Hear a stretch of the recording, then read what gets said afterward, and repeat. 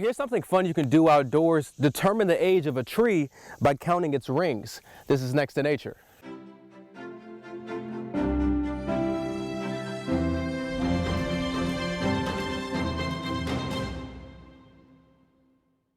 All right, Dr. Long, so we just have to count the rings on this tree to determine the age, correct? That's right. It's kind of like the time capsule of the tree.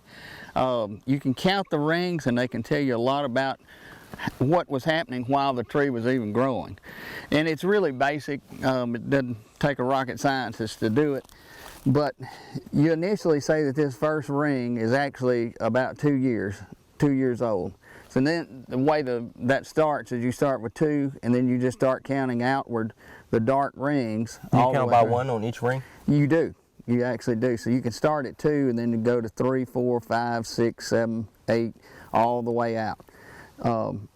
It's just an estimation because sometimes it gets to where you can't count the rings. But another interesting thing about tree rings is you can tell about what kind of conditions the tree was under at a certain period in its life. Broad bands or broad rings are an indication that there was a very wet, good growing year.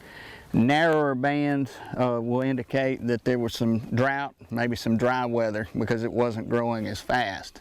And you can tell if the tree has been burnt as well, correct? Right. If it's been exposed to some type of fire at one point in its life or another, there'll be a dark smudge in these rings and it'll indicate what year it was that the fire actually occurred. And this counting technique is something that the timber industry uses as well, correct? They do. What they do is they don't count them like this. They have a bore, and if you ever seen like how they take core samples for ice, it's the same thing. They'll bore into this tree from the side, pull it out, and they can count the rings a lot easier than without having to cut the tree down. So that inside of the tree really tells you all you need to know about its life, correct? That's correct for the most part. All right, that's Next to Nature. We'll see you next time.